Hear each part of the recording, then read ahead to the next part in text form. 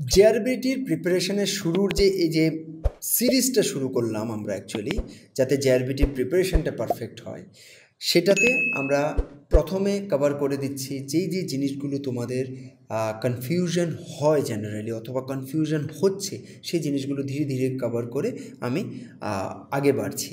ওকে, এরপর ধীরে ধীরে ক্লাসেসের দিকে যাব, বিভিন্ন দিকে যাব, অন্যান্য টিচাররাও পড়াবেন, আমিও পড়াবো, সবাই মিলে তোমাদেরকে চেষ্টা করব একটা গাইডেন্স দেওয়ার। ওকে, তো ভিডিওর শুরুতে একটা জিনিস বলে দেব যে প্লিজ যদি ভিডিও ভালো লাগে অবশ্যই লাইক করবে, কমেন্ট করবে, আর চ্যানেলকে সাবস্ক্রাইব করতে তো একদম কঞ্জুসি করবে না, কারণ হচ্ছে কন্টেন্ট রেগুলার পেতে থাকবে।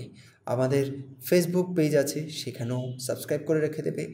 ডেসক্রিপশনের মধ্যে আমাদের জেআরবিটির যেখানে আমরা কন্টেন্ট শেয়ার করি সেই গ্রুপের লিঙ্ক দেওয়া আছে, সেটাকেও জয়েন করে রেখে দেবে। চলো, আজকের যে কথাটা বলতে যাচ্ছি সেটা অ্যাকচুয়ালি এলিজিবিলিটি ক্রাইটেরিয়ার উপর বলতে যাচ্ছি। তো এলিজিবিলিটি ক্রাইটেরিয়া আমি গ্রুপ ডির নয়, গ্রুপ সির বলতে যাচ্ছি আজকে।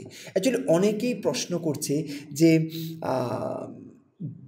এই যে জবগুলো, সেগুলো কতটুকু পড়াশোনা করা থাকলে হবে। ইভেন অনেকে, আমি স্ট্রেঞ্জ হয়, অনেকে বলছে যে আমি তো 12 পাস করেছি, আমি তো এখন কলেজে, তো আমি কি দিতে পারবো, অথবা আমি 12 পাসের পর আমি পড়িনি, আমি কি পরীক্ষাটা দিতে পারবো। এই ধরনের বিভিন্ন প্রশ্ন বিভিন্ন ধরনের আসছে। তো সুতরাং ভাবলাম যে না, প্রত্যেকটা জিনিস কভার করে করে প্রথমে মাইন্ডটা সেট আপ করো, সব কিছু জানো, এরপর আগে বাড়ো। এই জন্য বিভিন্ন পয়েন্ট নিয়ে তোমাদের কাছে আসছি। তো আজকের যে পয়েন্টটা হবে সেটা হচ্ছে এলিজিবিলিটি ক্রাইটেরিয়া। কি এলিজিবিলিটি থাকলে, কি পড়াশোনা থাকলে, অথবা অন্যান্য কি জিনিস থাকলে তুমি এটার জন্য অ্যাপ্লাই করতে পারবে, সেটা নিয়ে আমরা কথা বলবো। তো আজকে যে ভিডিওটা হবে সেটা হচ্ছে eligibility criteria of group C, JRBT group C. আচ্ছা, তাহলে শুরু করি। আমরা যদি এখানে দেখি, সবচেয়ে প্রথমে যে জিনিসটা আমাদের ইম্পর্ট্যান্ট সেটা হচ্ছে কতটুকু পড়াশোনা লাগবে। তো এখানে কি জিনিস দেখাচ্ছে? Madhyamik. Can you see? Madhyamik or equivalent examination passed from any recognised board. Okay, তো তার মানে তুমি মাধ্যমিক পাস হলেই গ্রুপ সির পরীক্ষা দিতে পারবে জেআরবিটির। এই জিনিসটা ক্লিয়ার হয়ে গেল। এবার নেক্সট যদি আমরা যাই, সেটা হচ্ছে knowledge of operating computer. This is important. আর এটার জন্যই জব ওরিয়েন্টেডের ভেতরে কম্পিউটার সম্বন্ধে একটা পার্ট আছে, যেটা আমাদের জব ওরিয়েন্টেডের বইয়ের মধ্যেও আছে, প্লাস আমরা ক্লাসেসেও সেটা কভার করছি, প্রপারলি কভার করছি। আর এটা কি? Proficiency in typing. টাইপিংও জানতে হবে। এখন প্রফিসিয়েন্সি কতটুকু লাগবে? যদি বেঙ্গলি টাইপিং, আমরা যদি বেঙ্গলি ইংলিশের আমি যদি জেনারেল কথা বলি, 30 words in English per minute. Okay, এটা একটা বেসিক টাইপিং রিকোয়ারমেন্ট। ওকে, আরেকটা এখানে রিকোয়ারমেন্ট আসে কিছু ক্ষেত্রে, ওনারা বেঙ্গলি টাইপিস্টও চান, সেক্ষেত্রে কিন্তু 30 হচ্ছে না, সেটা হয়ে যাবে কত? 25। সেটা হয়ে যাবে 25। ওকে, 25 ওয়ার্ডস পার মিনিট। ওকে, তো এটা সাধারণত এইভাবেই WPMA সেটা মাপা হয় সবসময়। তো এই জিনিসটা মাথায় রাখবে। তো এটার মধ্যে একটা জিনিস আমি বলে দিই, এমন হয় না যে তুমি এখন, গতবার কি হয়েছে যে টাইপিং টেস্ট পাস না করলেই তোমাকে নেওয়া হবে না, এমন হয়নি। কিন্তু চাকরি পাওয়া 6 মাসের ভেতরে যাতে তোমরা টাইপিং টেস্ট পাস করো, সেটা যাতে ব্যবস্থা হয়, সেই জিনিসটা ওনারা বলেছেন। ওকে, যদি তুমি করতে না পারো তাহলে কিন্তু তোমার যে স্যালারির যে স্ট্রাকচারটা, সেটাতে কিন্তু চেঞ্জেস আসতে পারে। তো এই জিনিসটা মাথায় রাখবে। তো আমি তো বলবো যে টাইপিং স্পিডটা আগের থেকে বাড়িয়ে রাখা দরকার, কারণ কোন সময় এবারের নোটিফিকেশানে এক্স্যাক্টলি কি গতবারের মতো এটাই বলবেন, নাকি বলবেন যে না আমাদের কিন্তু ফুললি দরকার, এখনই আমরা আগেই টেস্ট করে নেব, সেটা দরকার, সেটা বলবেন, এটার কোনো গ্যারেন্টি নেই। তো সুতরাং আমি বলবো একটু টাইপিং স্পিডটা বাড়িয়ে রেখে দেওয়াটা বেটার। ওকে, এবার কি, আর টাইপিং টেস্ট যেটা হবে সেটা কিন্তু ওই আগের মতো ম্যানুয়াল টাইপিং যে মেশিন হয় সেখানে হবে না। কোথায় হবে? কিবোর্ড হবে। আমাদের যে কম্পিউটারের যে কিবোর্ড আছে সেই কিবোর্ডে হবে। বোঝাতে পেরেছি? ওকে, এবার ওই যে আমি কথাটা বললাম, যেটা একটা এই যে টেস্টের সম্বন্ধে আমি যে বললাম 6 মাসের ভিতরে, বা এই জিনিসগুলো বললাম, এখানে লেখা আছে।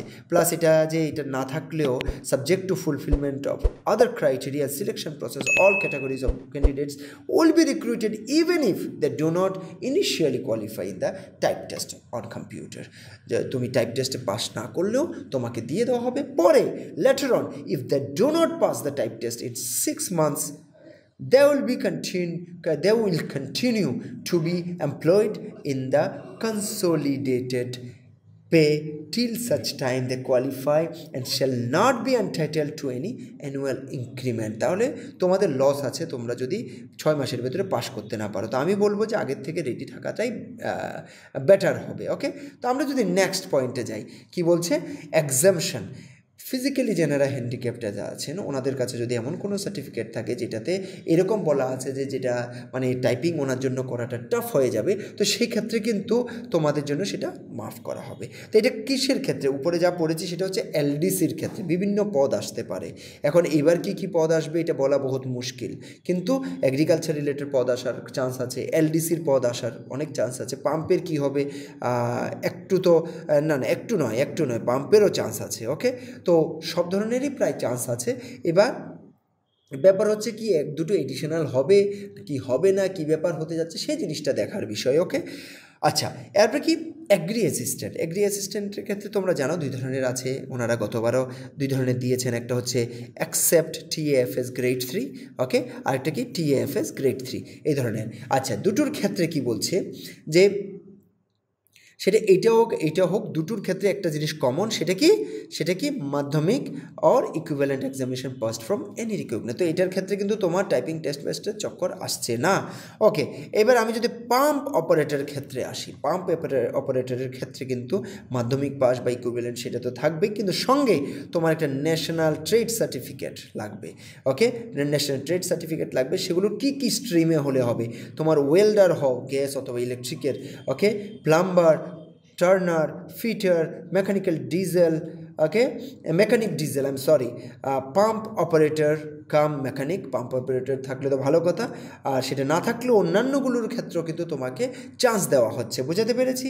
এবার তোমার ওয়্যারম্যান, ইলেকট্রিশিয়ান এই ধরনের জিনিসে তোমার যদি এনটিসি করা থাকে তাহলে তুমি এইটাতে পরীক্ষাটাতে তুমি বলতে পারবে যে আমি কিসের জন্য অ্যাপ্লাই করছি, জুনিয়র অপারেটর অথবা জুনিয়র মাল্টিটাস্কিং অপারেটরের জন্য অ্যাপ্লাই করছি। ঠিক আছে, ওকে। এরপরে একটা জিনিস থাকে হচ্ছে বয়স। ওকে, বয়সের ব্যাপার থাকে। তো বয়সে যদি আমরা এখানে বলি তাহলে একটা জিনিস দেখবে যে বয়সের ক্ষেত্রে বলছে 18 to 41। তো এটা কিন্তু ভবিষ্যতে 18 to 41 থাকার চান্স থাকছে না, কারণ এখানে স্টার দিয়ে লেখা আছে যে 41 কেন দিয়েছে। এমনিতে জেনারেলি যদি দেখি 41 কি দেওয়া হয় না, 40 পর্যন্ত দেওয়া হয়। এখানে কি দিয়েছে? 41 দিয়েছে। কেন? এটা রিল্যাক্সেশন দিয়েছিল, এই যে কোভিড এইসবের চক্করে কিছু রিল্যাক্সেশন দিয়েছিল। শুধু তাই নয়, এখানে আরও অনেক রিল্যাক্সেশন ছিল।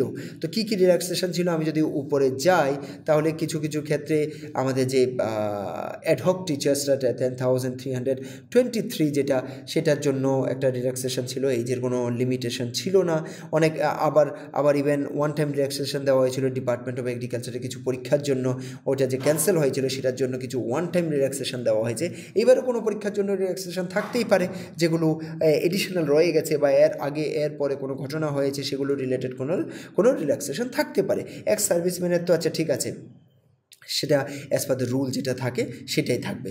তো এতটুকুই ব্যাপার। বাকি আমরা সিলেবাস বাগারা নিয়ে ধীরে ধীরে আমরা ডিসকাশন আরও আগে বাড়াবো। তো তোমরা একটা জিনিস ক্লিয়ার হয়ে যাও ভাই, যে তোমার যদি মাধ্যমিক পাস থাকে, সেটা 12 পাস থাকুক না থাকুক, কি হয়েছে কি না হয়েছে সেটা নিয়ে কোনো টেনশন নেই, তুমি পরীক্ষা দিতে পারবে। তোমার মধ্যে একটা জিনিস আনতে হবে, ভাই আমি জিকে পড়বো, ভালোভাবে পড়বো, যেখানে ইংলিশ অবশ্যই যেখানে নয় ইংলিশ অ্যাপ্লিকেবল আছে ইংলিশ আমি প্রপারলি পড়বো। এরপর তোমার যে ম্যাথের পার্ট থাকলে ম্যাথের পার্ট পড়বো, বা জিকের যে আরও ডেপথে গিয়ে পড়ার হলে পড়বো। এই জিনিসটা মাথার মধ্যে কনফিডেন্স আনতে হবে যে আমি প্রপারলি পড়বো, আমি পড়তে পারবো, আর আমি পরীক্ষা প্রপারলি দেবো, কনফিডেন্সের সঙ্গে দেবো, আর প্রপার প্রিপারেশনের সঙ্গে দেবো। আর তোমরা যদি মনে করো যে সমীশের তরফ থেকে তোমরা ফুললি প্রিপারেশন করবে, তো একটা জিনিস মনে রাখবে, আমাদের অফলাইন ক্লাসেস আছে, লাইভ ক্লাসেস আছে, রেকর্ডেড ক্লাসেস আছে, ওই ক্লাসগুলো যেগুলো তোমার ইয়েতে যাচ্ছে, অফলাইন হচ্ছে, যে ক্লাসটা তোমার লাইভ যাচ্ছে সেটাই তুমি রেকর্ডেডও পেতে পারো। তো সব ধরনের ক্লাসের সুবিধা আছে তোমার। আর আর তোমরা বলতে পারবে না যে এই কারণে আমি ক্লাস করতে পারি না, এই জিনিসটা বলতে পারবে না। প্লাস আমাদের তরফ থেকে তোমরা কমপ্লিট নোটসও পেতে পারো। ভালো লাগলে সাবস্ক্রাইব করবে চ্যানেলকে, ফেসবুকেও ফলো করে রেখে দেবে, প্লাস ডেসক্রিপশানে আমাদের হোয়াটসঅ্যাপ গ্রুপের লিঙ্ক দেওয়া আছে, সেখানে জয়েন করে নেবে।